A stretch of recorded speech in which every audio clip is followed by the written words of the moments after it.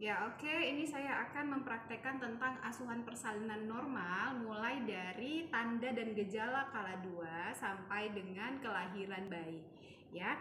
Nah, di sini yang pertama sekali kita lakukan adalah mengenali tanda dan gejala kala 2. Yang pertama, dorongan mengedan, tekanan pada anus, perineum menonjol, vulva membuka.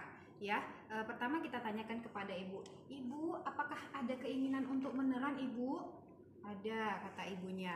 Nah, itu tanda dan gejala kala, bagian dari tanda dan gejala kala 2. Kemudian setelah itu kita lihat ada enggak tekanan pada bagian anus, kemudian perineumnya terlihat menonjol dan vulva membuka.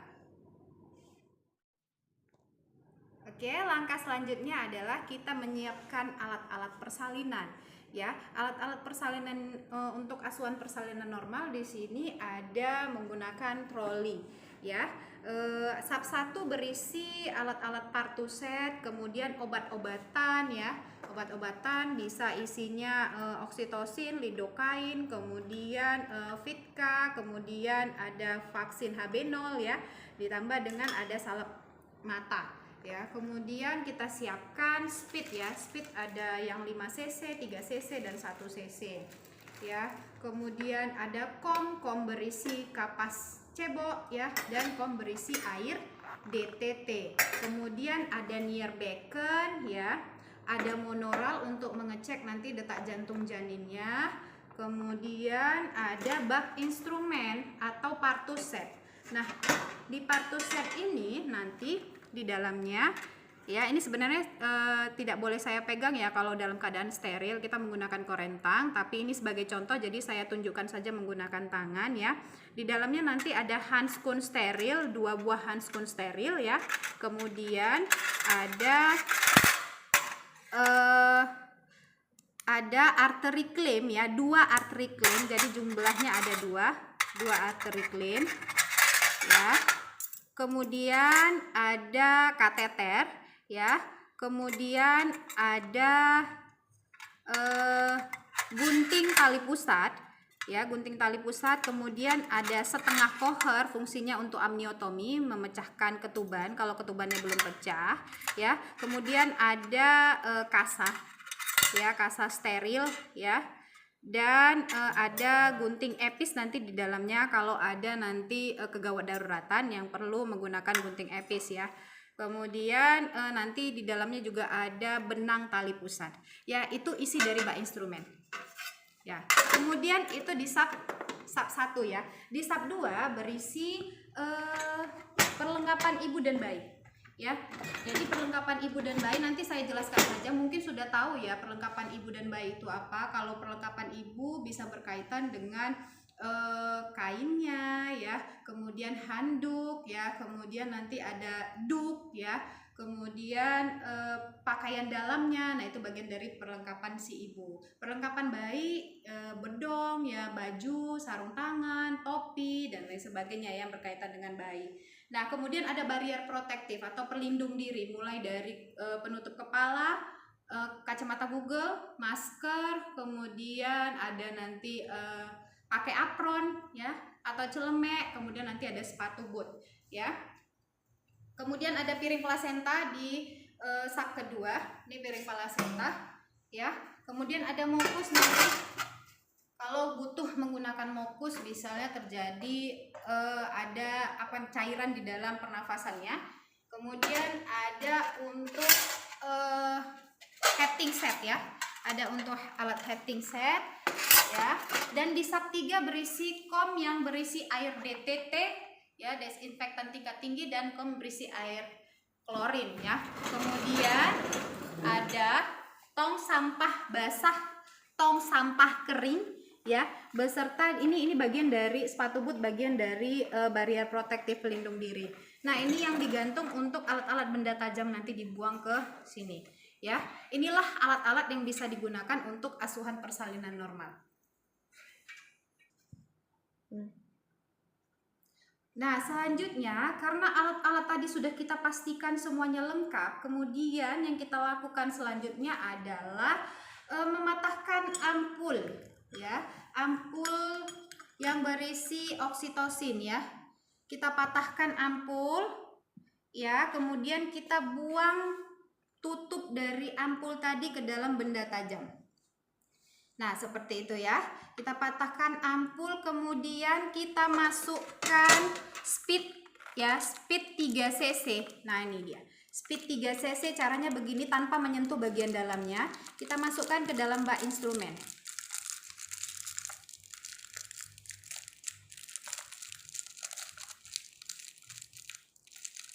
Tanpa menyentuh bagian dalam ya. Kemudian kita tutup kembali bak instrumennya. Kemudian kita buang ke sampah kering. Kita buang ke sampah kering. Nah, setelah itu kita menggunakan barrier protektif. Ya, kita keluarkan barrier protektifnya. Mulai dari topi ya. Ini agar tidak terkontaminasi, tidak terkena percikan ya, cairan ya. Kemudian ini yang dinamakan apron ya, atau celemek.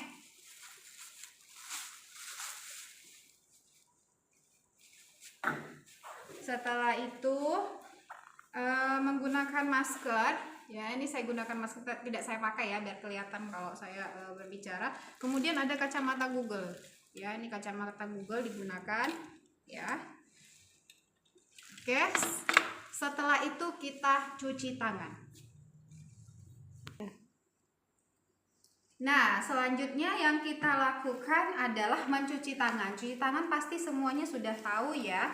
Cuci tangan 7 langkah ya. Setelah kita cuci tangan 7 langkah, kemudian yang kita keringkan tangan kita. Jadi pastikan bahwasannya sebelum kita mencuci tangan semua perhiasan kita buka ya. Kemudian lengannya ya, lengan bajunya ditarik sampai ke arah lengan seperti itu. Kemudian kita keringkan. Nah, keringkannya seperti ini ya. Kita keringkan. Nah, setelah itu kita balik, kemudian kita keringkan. Pastikan kering semua. Nah, setelah itu selanjutnya adalah kita menggunakan sarung tangan kanan untuk memasukkan oksitosin ke dalam bak instrumen ya. Gunakan sarung tangan kanan, buka bak instrumen, kemudian ambil sarung tangan kanannya ya. Nah, seperti ini. Jangan pegang bagian luar, tapi bagian dalam yang kita pegang. Kemudian kita masukkan tangan kita tanpa menyentuh bagian luar ya, yang dipegang adalah bagian dalam.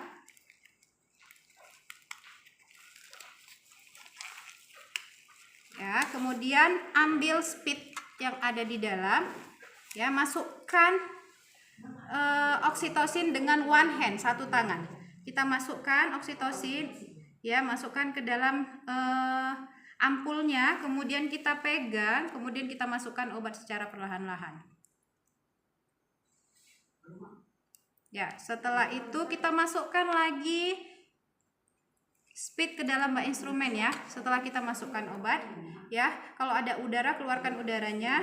Kemudian kita masukkan lagi ke bak instrumen ya. Kemudian tutup dengan menggunakan tangan yang kiri yang tidak menggunakan handskin ya.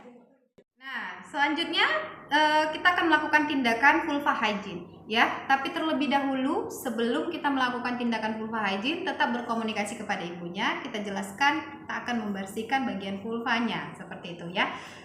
Setelah kita jelaskan kepada ibunya, kemudian kita dekatkan alat seperti kom berisi air DTT ya. Kita buka langsung karena tangan kiri kita ini belum menggunakan handskun. Kemudian kom berisi kapas cebok, kita buka langsung ya. Kemudian ada near beacon ya, dan bak instrumen.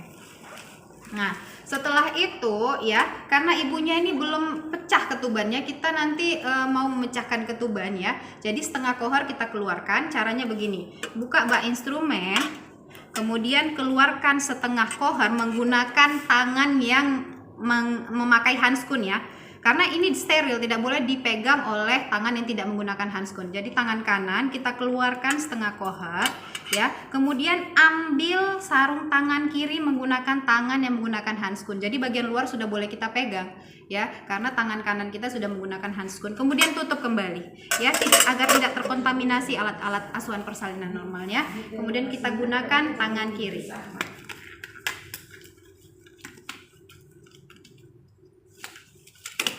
Oke, ya setelah itu kita mau melakukan vulva hygiene. Tapi terlebih dahulu kita bisa inspeksi bagian vulva ibunya. Ya, kita inspeksi. Apa yang kita lihat? Tidak ada varises ya pada bagian vulva, boleh didekatkan ya. Kita inspeksi, tidak ada varises pada bagian vulvanya. Kemudian tidak ada luka parut ya pada bagian vulva dan tidak ada udem. Setelah itu kita lakukan vulva hygiene ya. Lakukan vulva hygiene dengan menggunakan kapas cebok. Ya, kapas cebok kita celupkan ke air DTT ya, kemudian kita buka labianya terlebih dahulu, membersihkan labia mayor bagian kanan ya, bagian luarnya kita bersihkan sekali dari atas ke bawah ya, kemudian kita buang ke ke near becken ya, kemudian kita ambil lagi kapas yang baru ya, kemudian kita celupkan ke air DTT nya, kemudian kita bersihkan lagi dari atas ke bawah ya, sebelah kiri ya. Kemudian selanjutnya bagian dalamnya, labia minornya ya, dari atas ke bawah ya, dibersihkan. Kemudian buang ke near becken, kita celupkan lagi, kita bersihkan bagian yang kiri ya, bagian dalam labia minornya ya. Nah, yang terakhir kita bersihkan di bagian tengahnya ya, mulai dari vestibulum kemudian sampai ke perineum sampai ke bagian anusnya kita bersihkan. Nah, ini bagian dari vulva hygiene. Nah, oke, langkah selanjutnya kita mau periksa dalam ya, memastikan pembukaannya sudah lengkap ya. Tetap izin terlebih dahulu atau memberitahu ibu dulu sebelum kita melakukan tindakan. Ibu, saya mau periksa dalam, ini agak sedikit sakit. Nanti ketika tangan saya masuk, ibu boleh tarik nafas ya Bu ya, agar mengurangi rasa sakitnya. Ya, kita melakukan vaginatus atau periksa dalam. Terlebih dahulu kita buka dulu ya. Setelah itu tangan kiri kita membuka, tangan kanan yang masuk, jari tengah terlebih dahulu masuk ke dalam, jari tengah masuk ke dalam. Ibu boleh tarik nafasnya. Ya, kemudian disusul dengan jari telunjuk ya. Jadi posisinya ini dulu yang masuk, kemudian jari tengah dulu baru jari telunjuk ya. Masuk secara perlahan. Nah, kemudian kita cek di dalam ya. Pembukaan sudah lengkap 10 cm. Ketuban belum pecah ya. Maka kita lakukan amniotomi atau pemecahan ketuban ya. Dengan cara bagaimana? Tangan kiri ya, tangan kiri mengambil setengah kohor yang sudah kita keluarkan tadi sedikit ya, arahkan ke setengah kohor ya, tangan kiri mengambil setengah kohor seperti ini ya. Kemudian ini ada bagian yang tajam, bagian tajam menghadap ke arah dalam. Nah, kalau tangan saya di dalam seperti ini yang tajam mengarah ke dalam seperti ini, bukan begini ya, tapi kita lindungi ke dalamnya ya. Jadi bagian tajam mengarah ke dalam, masukkan secara perlahan ya. Kemudian ketika di dalam baru kita putarkan ke arah keluar. Nah, seperti itu ya. Ini tangan sudah masuk tadi ke dalam, kemudian kita masukkan secara perlahan setengah kohornya, kemudian kita putar sehingga arah yang tajam tadi mengarah keluar. Kemudian setelah itu tangan kiri berada di atas simpisis ya, agar nanti pada saat memecahkan ketuban, cairan ketubannya tidak tersembur ke kita ya. Jadi lindungi ya, tangan kiri berada di atas simpisis. Kemudian torehkan ketubannya, torehkan selaput ketubannya, torehkan dengan torehkan seperti ini ya. Nah, gini ya, ditorehkan. Nah, setelah ditorehkan kita keluarkan setengah kohor perlahan-lahan dengan balik kembali ya. Jadi arah yang tajam itu menghadap ke dalam, keluarkan, masukkan ke bak instrumen, kemudian kita lebarkan ya. Setelah itu baru kita cek lagi. Setelah kita pecahkan ketuban, kita cek lagi. Apa yang kita cek? Yang kita cek teraba ubun-ubun kecil ya. kemudian presentasi kepala seperti itu ya. Kemudian kita keluarkan tangan kita perlahan-lahan ya. Jadi jangan tangan itu keluar masuk ya. Posisi tangan itu tetap di dalam. Setelah kita pecahkan ketuban, nilai lagi apa yang ada di dalam ya. Presentasi kepala, kemudian tidak ada tali pusat, teraba tali pusat ya, kemudian tidak ada teraba bagian-bagian kecil seperti itu ya. Itu pada saat periksa dalam. Nah, tadi kita sudah periksa dalam, selanjutnya kita rapikan alat-alatnya ya. Kita masih menggunakan handspun, rapikan alat-alat ya. Ya, sampah basah dibuang ke sampah yang basah ya. Kemudian tong sampah basah maksudnya. Kemudian ini diletakkan, nanti mau di dekontaminasi ya. Kemudian ini kita kembalikan lagi ya. Setelah itu kita celupkan sarung tangan di air klorin ya. Kita celupkan tangan kita di air klorin, sarung tangan kita di air klorin ya. Seperti ini ya. Ini air klorin kita celupkan ya, seperti itu. Kemudian buka dengan keadaan terbalik. Nah, seperti ini. Ini bagian dalamnya yang kita. Oke. Nah, setelah itu kita periksa detak jantung janin. Jangan lupa komunikasi kepada ibunya. Kita akan melakukan periksa detak jantung janin atau DJJ ibunya ya. DJJ janinnya. Oke, kita ambil monoral. Ibu, saya akan periksa dulu detak jantungnya ya Ibu ya. Oke. Nah, punggungnya ini punggung kiri ya. Kita dengarkan detak jantungnya di 3 jari di bawah pusat ya. 3 jari di bawah pusat ya, sebelah kiri ya. Nah, seperti itu ya. Kemudian kita dengarkan ya, kita dengarkan. Setelah itu kita informasikan kepada ibunya hasil dari pemeriksaan kita ya, mulai dari tadi periksa dalam sampai dengan detak jantung. Ibu, tadi saya sudah melakukan periksa dalam. Ini pembukaannya sudah 10 cm Ibu, sudah bagus ya. Kemudian detak jantung janinnya juga baik ya. Nah, di sini nanti Ibu yang perlu semangat ini ya. Kalau belum ada kontraksi yang terlalu sering atau belum ada tanda-tanda mau buang air besar, Ibu bisa jalan-jalan dulu ya Bu ya. Ya. Ya, jadi tadi pembukaannya sudah lengkap, sudah 10 cm, kemudian detak jantungnya bagus Ibu, detak jantung janinnya bagus ya. Kemudian kalau Ibu nanti belum ada keinginan untuk meneran, Ibu bisa berjalan-jalan dulu Bu ya. Atau Ibu bisa pilih posisi. Nah, itu yang seperti di gambar ya, ada posisi bisa miring kiri ya ibunya, kemudian bisa jongkok ya. Kemudian nanti Ibu terserah posisi apa yang nyaman menurut Ibu untuk mengurangi rasa nyerinya ya Bu ya. Oke. Nah, setelah itu kita mempersiapkan alat-alat untuk pertolongan persalinan. Kita persiapkan untuk pertolongan persalinan seperti kita letakkan handuk di atas perut Ibu.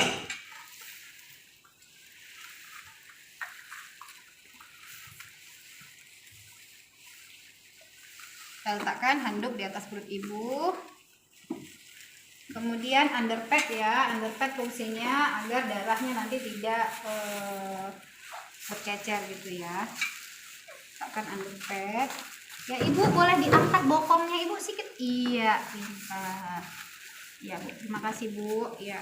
Kemudian setelah itu kita dekatkan alat-alat asuhan persalinannya ya. Ya, pasang dulu underpadnya.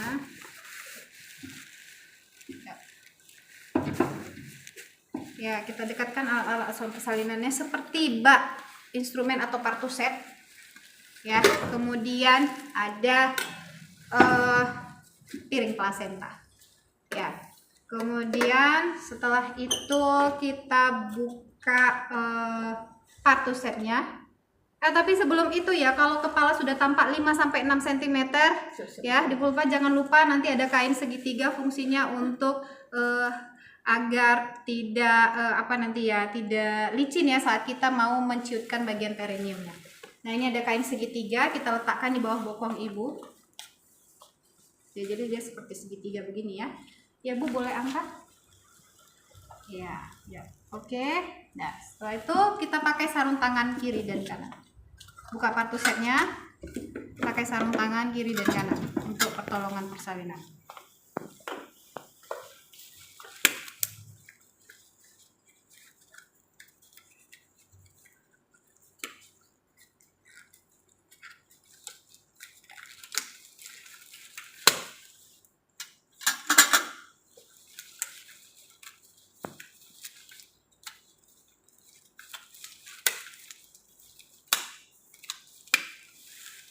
Ya, setelah itu ketika kepala tanpa 5-6 cm, ibu ada keinginan untuk meneran, suruh ibu untuk meneran dengan cara menarik nafas dalam-dalam, kemudian keluarkan seperti ini.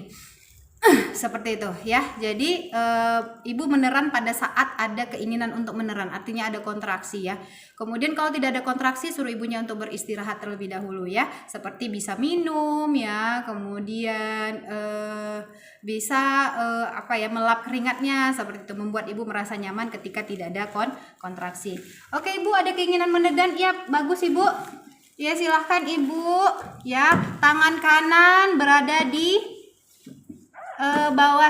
berada di bawah simfisis, menciutkan bagian perineum agar tidak mengurangi robekan jalan lahir ya. Kemudian tangan kiri ya, ini tangan kanan saya menciutkan bagian perineum menggunakan kain segitiga tadi ya. Kemudian tangan kiri berada di atas simfisis ya. Berada di atas simfisis ya, untuk melindungi pada saat nanti kepala keluar, kepalanya tidak cepat untuk tengadah atau defleksi seperti ini ya. Jadi tangan kiri melindungi, posisinya begini ya. Ya ibu, boleh bu, ya pintar ibu. Terus ibu, ya kepalanya sudah tampak, ini pintar ibu, ya pintar ibunya. Ya terus ibu, ya bagus, baik ya, pintar ibu ya. Oke ibu, boleh tarik nafas pendek ibu. Bernapas pendek-pendek ya bu ya. Udah, jangan mengedan lagi ya. Kepala sudah keluar ya, kepala sudah keluar. Kemudian kita cek ada tidak tali pusat, tidak ada lilitan tali pusat ya. Setelah itu biarkan bayi mengadakan putar paksi luar ya. Bayi mengadakan putar paksi luar. Oke, bayinya mengadakan putar paksi luar ya. Kemudian posisikan tangan biparietal. Nih biparietal, posisinya biparietal ya. Tangan kiri dan tangan kanan berada di kedua biparietal bayi, kepala bayi ya. Posisi tangan biparietal. Kemudian kita mau melahirkan bahu ya. Untuk melahirkan bahu depan, ini namanya bahu depan, bahu belakang. Untuk melahirkan bahu depan, arahkan ke bawah. Arahkan ya, bukan ditarik tapi diarahkan ya. Jadi bahu depan keluar. Untuk melahirkan bahu belakang, arahkan ke atas ya. Kemudian disanggah, nih sanggah, nih posisi sanggah ya. Kemudian sanggah, susur, mulai dari ujung kepala sampai kaki, susur ya. Oke, susur. Oke, nah ini kebetulan lepas nih tali pusatnya ya. Susur, kemudian nilai cepat ya, nilai cepat nih ya, nilai cepat bugarnya. Bayi menangis secara spontan, kemudian kulitnya kemerahan, kemudian pergerakannya aktif. Setelah itu kita letakkan bayi di atas perut ibu ya. Kemudian kita keringkan. Keringkan. Tapi tanpa menghilangi verniknya, vernik gaseosa, untuk kehilangan suhu ya, seperti itu. Bayi agar tidak kehilangan suhu. Oke, ya. Nah, oke, setelah kita keringkan bayinya ya, tapi tanpa menghilangi vernix ya, vernix agar bayi tidak kehilangan suhu. Kemudian setelah itu tindakan yang kita lakukan adalah memberitahu ibu bahwasannya akan disuntik oksitosin ya. Tapi terlebih dahulu cek dulu bagian perut ibu apakah ada janin kedua. Pastikan bahwa tidak ada janin kedua sebelum kita lakukan suntik oksitosin ya, dipalpasi ya, tidak ada janin yang kedua. Setelah itu informasikan ibu akan disuntik oksitosin untuk mempercepat pengeluaran plasenta. Nah, setelah itu kita ambil speed yang berisi oksitosin, kemudian lakukan penyuntikan di sepertiga paha bagian luar ibu, ya. Jadi sepertiga paha bagian luar, jadi gini, ya, dari sias sepertiganya, ya, sepertiga paha bagian luar, sepertiga dari sias gitu ya, tempat penyuntikannya. Dilakukan secara IM atau intramuskuler, ya. Suntikan 90 derajat, ya. Kemudian aspirasi, masukkan obatnya. Dah. Setelah itu kita mau jepit tali pusat, jepit potong. Nah, ini yang dikatakan penundaan penjepitan tali pusat, ya. Jadi penundaan penjepitan tali pusat itu ada banyak manfaatnya. Salah satunya adalah untuk meningkatkan kadar Hb di dalam tubuh si bayinya, ya. Karena darah yang mengalir dari plasenta ke si bayi, ya, itu kayak akan zat besi untuk awal-awalnya, begitu ya. Nah, setelah itu kita lakukan jepit potong, ya. Kita jepit tali pusat 3 cm dari umbilikusnya, ya, menggunakan arteri klem. Kita jepit 3 cm, ya, boleh didekatkan kameranya.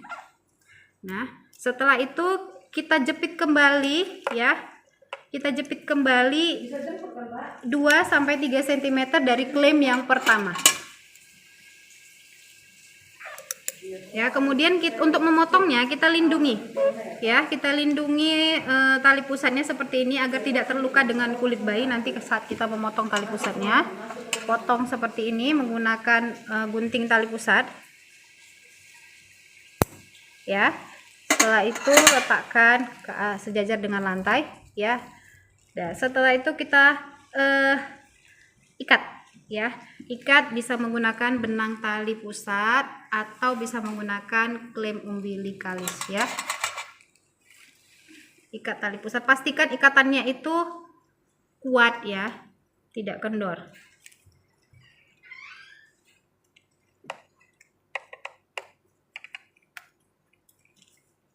Dah, setelah kita ikat, rapikan alat-alat tadi, ya. Dah. Ya, tadi kita sudah suntik oksitosin, kemudian kita jepit, kemudian potong tali pusatnya. Setelah jepit 3 cm dari umbilikus, ya, kemudian jepit kembali 3 cm dari klem yang pertama. Setelah itu kita potong dengan cara melindunginya, ya. Kemudian kita keringkan bayi, potong jepit, ya, potong ikat tali pusat. Setelah itu kita keringkan bayi, ganti ganti handuknya dengan kain kering. Kita ambil kain keringnya, kemudian ganti.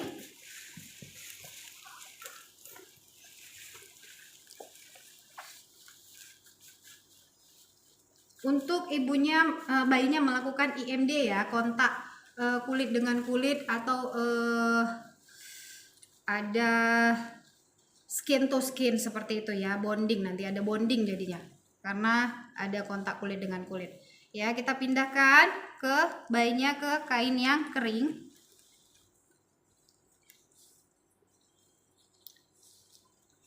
Kita bungkus tanpa menutupi bagian dadanya karena mau kontak kulit dengan ibunya, ya, jadi dadanya terbuka, ya.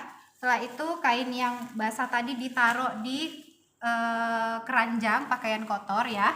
Setelah itu bisa kita bungkus, ya, kepala bayi menggunakan topi agar tidak kehilangan suhu melalui kepala, ya, terjadi penguapan, ya. Kita tutup. Kemudian dekatkan si bayi kepada si ibu, ya, kontak kulit dengan kulit, jadi dadanya terbuka. Kita dekatkan bayinya agar bayinya mencari puting susu ibunya sendiri. Oke, nah saya rasa cukup, ya, praktek untuk proses asuhan persalinan normal mulai dari tanda-tanda persalinan sampai dengan kelahiran bayi. Selanjutnya akan dijelaskan oleh Bu Dian mulai dari kala 3, kala pengeluaran plasenta, sampai dengan kala pengawasan atau kala 4. Ya, terima kasih. Assalamualaikum warahmatullahi wabarakatuh. Selamat siang.